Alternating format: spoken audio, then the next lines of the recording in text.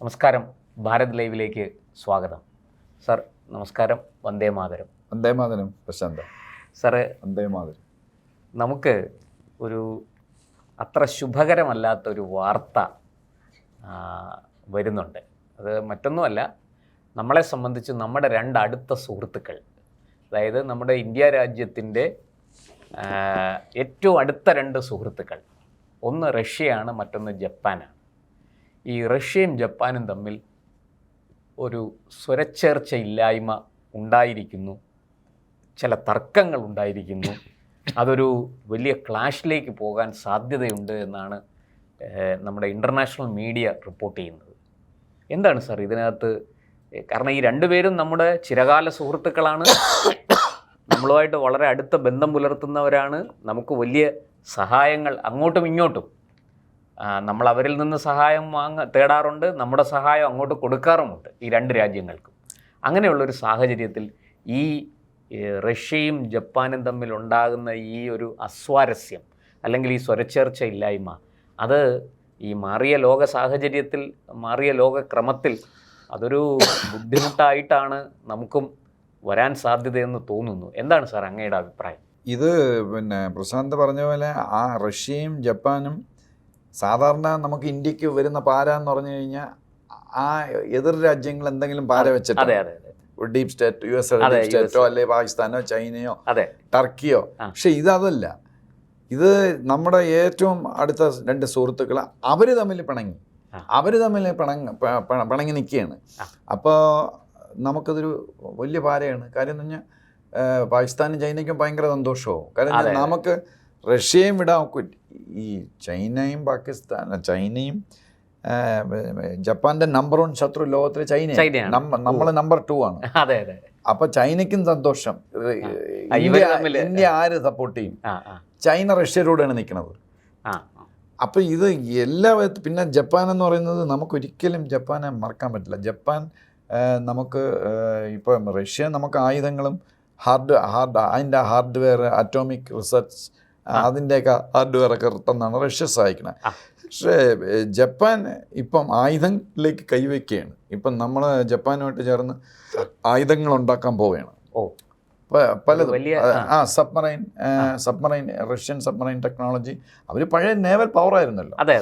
അപ്പം നേവലും എയറും ഒക്കെ പവറായിരുന്നു, വളരെ മുന്നിലായിരുന്നു.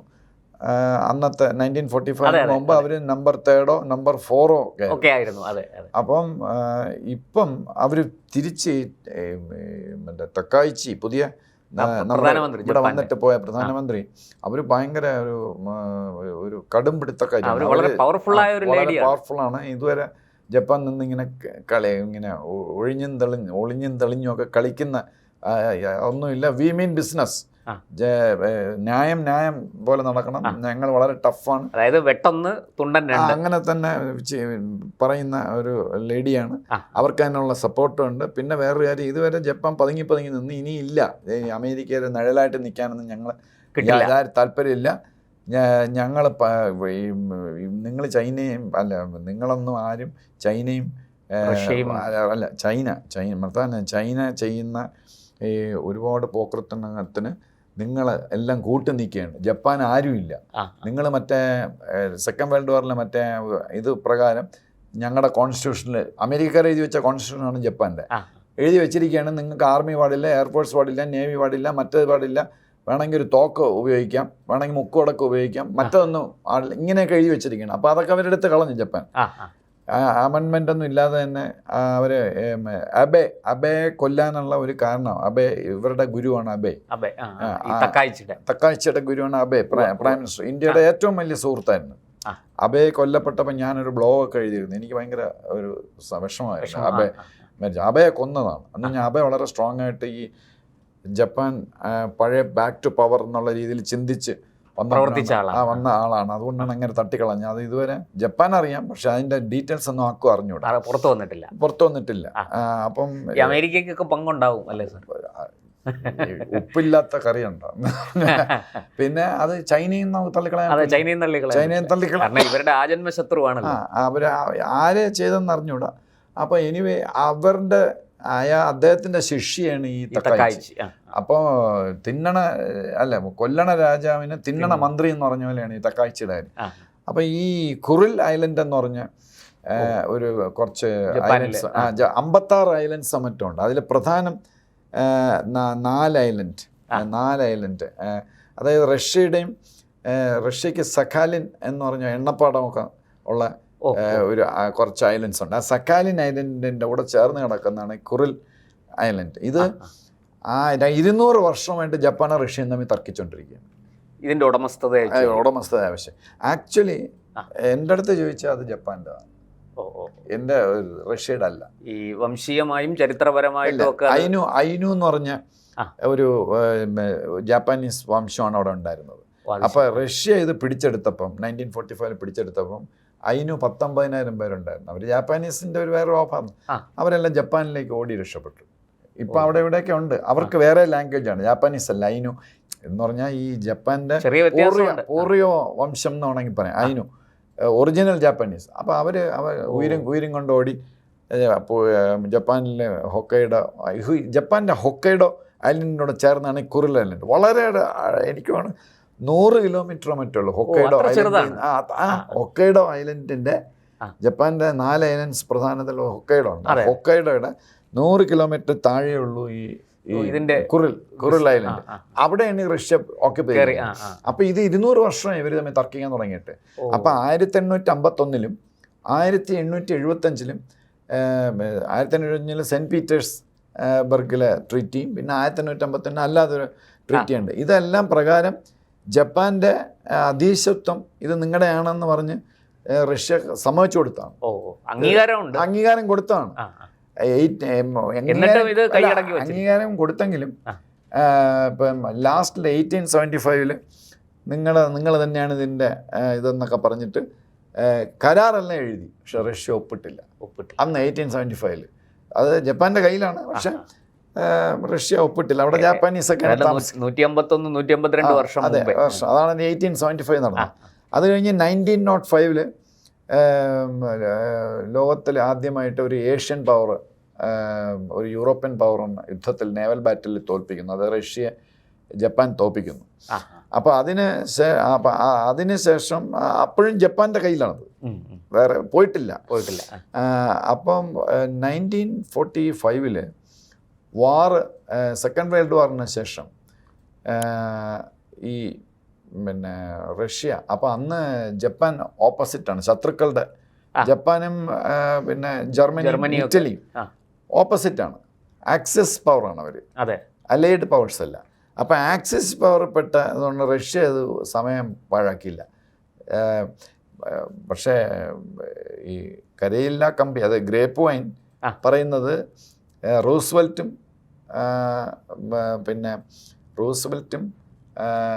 ചർച്ചിലും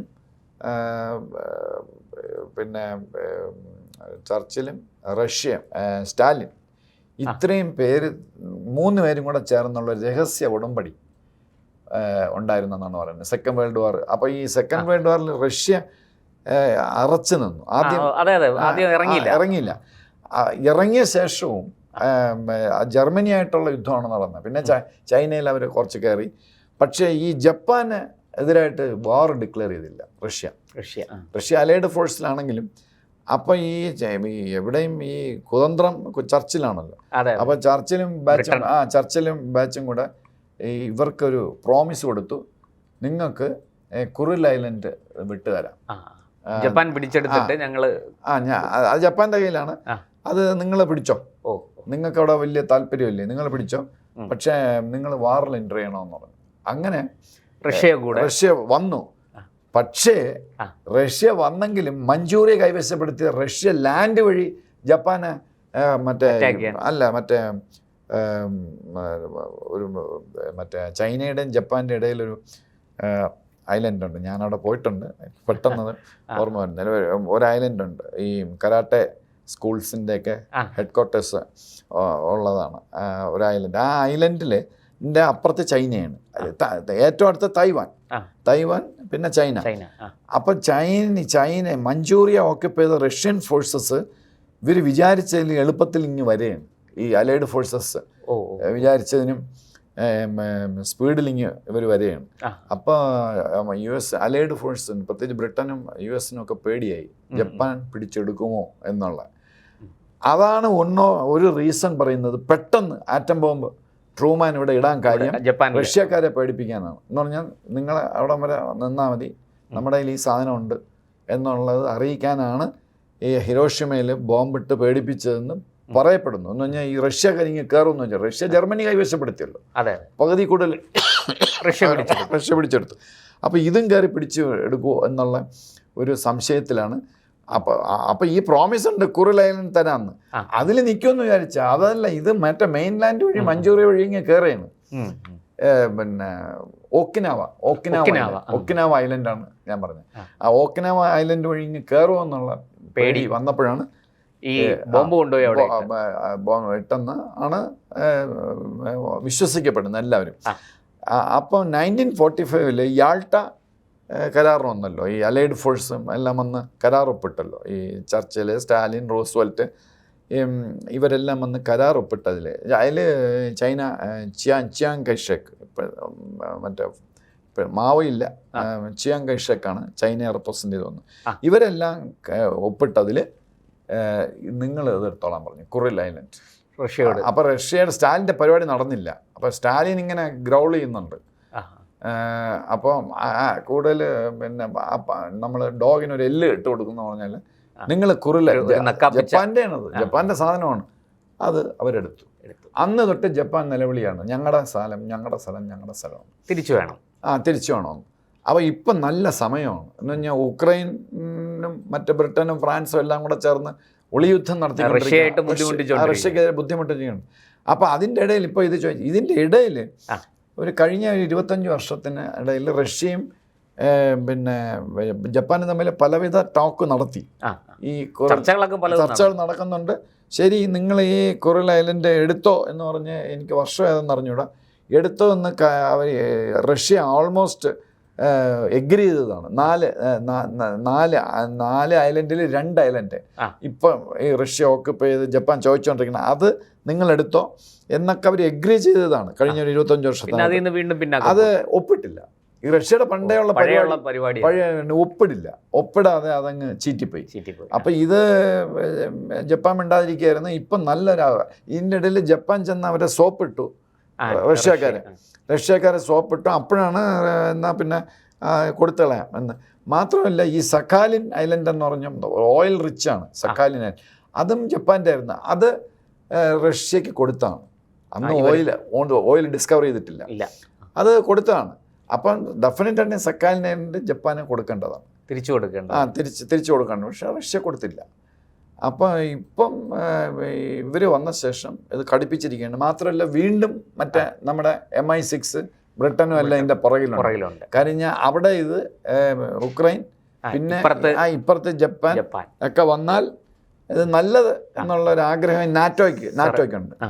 സാർ, ഒരു ചോദ്യം കൂടി. ഇത് നമ്മളെ എങ്ങനെ ബാധിക്കാനാണ് സാധ്യത? നമുക്ക് രണ്ടുപേരും ഒരുപോലെ വേണ്ടപ്പെട്ടവരാണ്, നമുക്ക് രണ്ടുപേരോടും പിണങ്ങാൻ പറ്റില്ല. ഈ രണ്ടുപേരും തമ്മിൽ ഏറ്റുമുട്ടുന്നത് അല്ലെങ്കിൽ ഒരു സംഘർഷത്തിലേക്ക് പോകുന്നതും നമുക്കൊട്ടും ഇഷ്ടമുള്ള കാര്യമല്ല. ആ സാഹചര്യത്തിൽ നമ്മളിത് എന്ത് നിലപാടെടുക്കും? ഇതിനെ എങ്ങനെയായിരിക്കും കൈകാര്യം ചെയ്യുക? മോദിയുടെ നയതന്ത്രം ഇവിടെ വിജയിക്കും? വളരെ സൂക്ഷിച്ച് ഇടപെടേണ്ട ഒരു കേസാണ്. നമുക്ക് ജപ്പാനുമായിട്ടുള്ള ടൈസ് കട്ട് ചെയ്യാൻ പറ്റില്ല, റഷ്യയായിട്ടുള്ള ടൈസും കട്ട് ചെയ്യില്ല.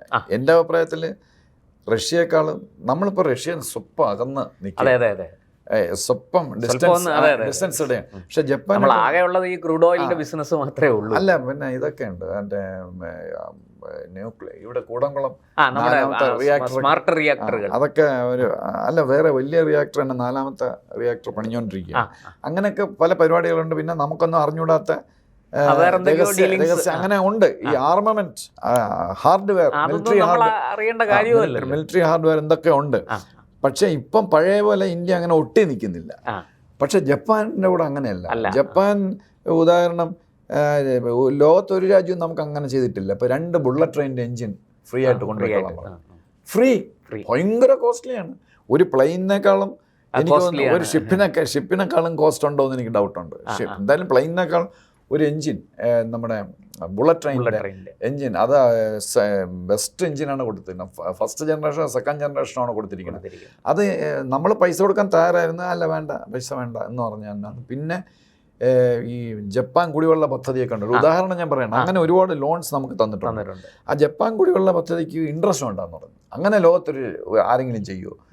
അപ്പൊ ഇന്ത്യ പറഞ്ഞു, അപ്പൊ ഇന്ത്യ പറഞ്ഞു അങ്ങനെയല്ല, നിങ്ങൾ എന്തെങ്കിലും ഇൻട്രസ്റ്റ് എന്നാൽ പിന്നെ 0. എത്രയോ ശതമാനം ഡിജിറ്റൽ ഇൻസിഗ്നിഫിക്കൻറ്റ് മിനിസ്കൂളായിട്ടുള്ള % ഇൻട്രസ്റ്റ് ഇട്ടാണ് ലോകത്ത് ഒരു രാജ്യവും. ചൈന അതേസമയം വെട്ടിപ്പിടിക്കുകയാണ് ഈ ലോൺ കൊടുത്ത. അപ്പൊ അത് എന്തുകൊണ്ടെന്ന് പറഞ്ഞാൽ ഇസ്രായേലിന്, ഇപ്പൊ ഇസ്രായേൽ, റഷ്യ, ജപ്പാൻ, ഇവർ 3 പേരുമാണല്ലോ ഇന്ത്യയുടെ ഏറ്റവും അടുത്ത സുഹൃത്തുക്കൾ. അപ്പൊ ഈ ഇസ്രായേലിന് നമ്മളോടുള്ള കോൺഫിഡൻസ് പോലെ ജാപ്പാനീസിന് നമ്മളോട് ഒരു കോൺഫിഡൻസ് എന്ന് പറഞ്ഞാൽ ഇവര് നമ്മളെ ഒരിക്കലും പാര വയ്ക്കില്ല എന്ന്. ഒരിക്കലും ഇന്ത്യ ജപ്പാന് എത്ര ഇനി മിലിറ്ററി പവർ ആയാലും ഇന്ത്യ ജപ്പാനെ ഇസ്രായേലിനെ ആക്രമിക്കുന്ന അത് റഷ്യക്കുണ്ട്, നമ്മൾ അങ്ങോട്ട് കയറൂല. അപ്പോൾ ഈ എൻ്റെ അടുത്ത് ചോദിച്ച ആരുടെ കൂടെ നിൽക്കുന്നത്, ഞാൻ ജപ്പാൻ്റെ കൂടെ നിൽക്കുള്ളൂ. ഇത് റഷ്യ ചെയ്യുന്നത് ശരിയല്ല. നമ്മൾ പല കാര്യങ്ങളിലും നമ്മൾ റഷ്യയും പ്യൂട്ടിനെയൊക്കെ നമ്മൾ സപ്പോർട്ട് ചെയ്യുമെങ്കിലും ഇത് പ്യൂട്ടിൻ ഒട്ടും ശരിയല്ല. ചിലപ്പോൾ അദ്ദേഹം വേറെ എന്തെങ്കിലും നാറ്റോയ്ക്കുള്ള പാര ജപ്പാൻ വഴി കൊടുക്കാൻ അങ്ങനെ എന്തോ ആണോ എന്ന് എനിക്ക് അറിഞ്ഞൂടാ. ബട്ട് സ്റ്റിൽ ജപ്പാന്റെ 45 ഇരട്ടി വലിപ്പമുണ്ട് റഷ്യക്ക്. ഈ ലോകത്തിലെ ഏറ്റവും വലിയ രാജ്യമാണ്. എന്തിനാണ് ഈ പാവപ്പെട്ട ജാപ്പാനീസ് ആകെ കുറച്ച് ഐലൻഡ് ദിവസവും ഭൂകമ്പം പോകണം, ഒരു ദിവസം ഭൂകമ്പം ഇല്ലാത്ത സ്ഥലം എന്ന് അവിടെ കിടന്ന് ജീവിച്ചു പോട്ടെ, കൊടുത്തൂടെ? വളരെ നിസ്സാരമായ ഒരു കാര്യമാണ്. അപ്പോൾ ഇവിടെ നമ്മുടെ സാധാരണ മോദി ഇത്തരം കാര്യങ്ങളിലൊക്കെ തന്ത്രപരമായ സമീപനം സ്വീകരിക്കുന്ന ആളാണ്. ഇന്ത്യയുടെ നയതന്ത്രം ഇവിടെ എല്ലാ സ്ഥലത്തും ഇന്ത്യയുടെ താല്പര്യങ്ങൾ സംരക്ഷിച്ചുകൊണ്ടേ മുന്നോട്ട് പോവുള്ളൂ. ഇവിടെ എന്തായിരിക്കും സാർ നമ്മുടെ ഒരു ഇവിടെ പിന്നെ എനിക്ക് മോദിജിയും അജിത് ഡോവൽ സാറും നമ്മുടെ വിജയശങ്കർ സാറും ഒക്കെ എന്താണ് നമ്മുടെ ജയശങ്കർ സാറും ഒക്കെ എന്താണ് മനസ്സിൽ ഉദ്ദേശിക്കുന്നത് അഞ്ഞൂടാ. പക്ഷെ അണ്ണാറക്കണ്ണനും തന്നാലേ എന്ന് പറഞ്ഞ് എനിക്ക് എൻ്റെ അഭിപ്രായം പറയാമല്ലോ. ഞാനാണ് ആ അഡ്വൈസറി കമ്മിറ്റിയിലുണ്ടെങ്കിൽ ഞാൻ സജസ്റ്റ് ചെയ്യുമായിരുന്നു. അത് പിന്നെ മോഡിജി ഇതിൻ്റെ ഇടയിൽ നിന്ന്, മോഡിജിയെ ഇവർക്ക് രണ്ടുപേർക്കും അക്സെപ്റ്റ്, പ്യൂട്ടിനും തക്കായ്ച്ചും ഇതിൻ്റെ ഇടയിൽ നിന്നിട്ട് നിങ്ങൾ ആ ക്ലെയിം ഇട്ടേക്കുക. ഈ രണ്ട് ഐലൻഡ്സ്, കുറിൽ ഐലൻഡ്സിലുള്ള, അതിന് പകരം അല്ലല്ല 2 ഐലൻഡ് മതി ഇവർക്ക്. 56 ഐലൻഡ് മറ്റുണ്ട്. അപ്പോൾ നിങ്ങൾ അതെടുക്കുക. ഞാൻ ജപ്പാന്റെ പ്രോമിസ്, ഞങ്ങൾ നാറ്റോയോടെ ചേർന്ന് നിങ്ങളെ പാര വയ്ക്കില്ല. ആ ഒരു പ്രോമിസ്, ഒരു ഓപ്പണായിട്ട് പറഞ്ഞില്ലെങ്കിൽ ഇതിനകത്തൊരു ചെറിയ നാറ്റോ പാരയുണ്ട്. മനസ്സിലായി. കാര്യം എന്ന് പറഞ്ഞാൽ ജപ്പാനെ ഉപയോഗിച്ച് കളിക്കുന്ന നിങ്ങളുടെ മറ്റേ അതെന്ത് ചോദിക്കാത്ത സ്ക്രൂ വെച്ച് അതാണ് അതിനകത്ത് ന്യായമുണ്ട്. പക്ഷെ ഇപ്പൊ ഈ സമയത്ത് ഇത് കുത്തിപ്പൊക്കാൻ നാറ്റോ പാരയാണ്. അപ്പൊ അവർക്ക് വേറെ ലക്ഷ്യങ്ങളുണ്ട്. ഈ റഷ്യ എങ്ങനെയും നമ്മുടെ ട്രംപ് റഷ്യ അങ്ങ് വിട്ടിരിക്കുകയാണ്, ഒരു അലവൻസ് കൊടുത്തിരിക്കുകയാണ്. ഇവര് യൂറോപ്പ് വിടാതെ പിടിച്ചിരിക്കുകയാണ്. ഇവിടുന്ന് പാര നടന്നില്ലെങ്കിൽ അപ്പുറത്താണ് പാര. എല്ലായിടത്തൊന്നും പാരയാണ്. അപ്പൊ ഈ ആക്ച്വലി പ്യൂട്ടിന്റെ കാര്യം കഷ്ടമാണ്. അങ്ങനെ ഈ ഉക്രൈൻ്റെ യുദ്ധത്തിലൊക്കെ അങ്ങേരെ ഭാഗത്താണ് ന്യായം. അതിന് ഈ ജപ്പാന്റെ ഭാഗത്താണ് ന്യായം എന്ന് പറഞ്ഞാല് അപ്പുറത്ത് റഷ്യയുടെ ഭാഗത്താണ് ന്യായം. പക്ഷെ ഇവന്മാര് സമ്മതിക്കില്ല. ഇപ്പൊ ഈ മോസ്കോയിലൊക്കെ ഭയങ്കര അറ്റാക്ക് നടത്തുന്നത് ഇന്നലെ അതെല്ലാം ചെയ്യുന്നത് ഈ നാറ്റോ ഫോഴ്സസിന്റെ സഹായത്തോടെയാണ്, അല്ലാതെ ഉക്രൈൻ. മോദിജി വിചാരിച്ചാൽ ഇത് അങ്ങനെ ഒരു സ്കോപ്പ് ഉണ്ട്. മോദിജി പറഞ്ഞാൽ ഇവർ രണ്ടുപേരും കേൾക്കും. അപ്പൊ ഇന്ത്യക്ക് ഒരു ചാൻസ് ആണ്. പിന്നെ ഇത് എങ്ങനെ വരുമെന്ന് എനിക്ക് അറിഞ്ഞൂടാ. റഷ്യ കൊടുക്കും, അവർക്ക് ഒന്നും നഷ്ടപ്പെടാനില്ല. ഈ 2 ഐലൻഡ്, കുറിൽ ഐലൻഡ്സ് ജപ്പാൻ വിട്ടുകൊടുത്താലും അവർക്ക് തൊട്ടപ്പുറം സക്കാലിൻ ഐലൻഡ് ഉണ്ട്, അവിടെ ഇരുന്നുകൊണ്ട് അവർക്ക് എല്ലാം ഒബ്സർവ് ചെയ്യും, പിടിക്കുകയൊക്കെ ചെയ്യാം. അപ്പൊ ഇത് ഒരു സ്ട്രാറ്റജിക്കലി. പക്ഷെ പ്യൂട്ടിന്റെ പേടി ഈ നാറ്റോയോടെ ചേർന്ന് ജപ്പാൻ പാര വയ്ക്കുക എന്നുള്ളതാണ്. അതിനൊരു ഉറപ്പ് ഇന്ത്യ ഇടപെട്ട് മീഡിയേറ്റർ ആയിട്ട് കൊടുത്താൽ ഈ പ്രശ്നം സോൾവ് ആവുന്നേ ഉള്ളൂ. മാത്രമല്ല ജപ്പാനും ഒരു പ്രശ്നമാണ്. റഷ്യ ഇത്ര പവർഫുൾ ആയിട്ടുള്ള നൈബർ. പിന്നെ ഇതിനകത്ത് വേറൊരു കുതന്ത്രമുണ്ട്. വേറൊരു പിന്നെ ഇയാള് നമ്മുടെ മറ്റേ മറ്റേ നുണ പറഞ്ഞ നടക്കാം നാരദനുണ്ട്. കാര്യം എന്ന് പറഞ്ഞാൽ ജപ്പാന്, ഞാൻ പറഞ്ഞില്ല ഇടയ്ക്ക് ജപ്പാനും റഷ്യയും തമ്മിൽ സംസാരിച്ചുകൊണ്ടിരിക്കുകയാണ് 10 വർഷമായിട്ട്. അപ്പോൾ ചൈന അപ്പുറത്തുണ്ട്, ചൈനയുടെ ആജന്മ ശത്രുവാണ് ജപ്പാൻ.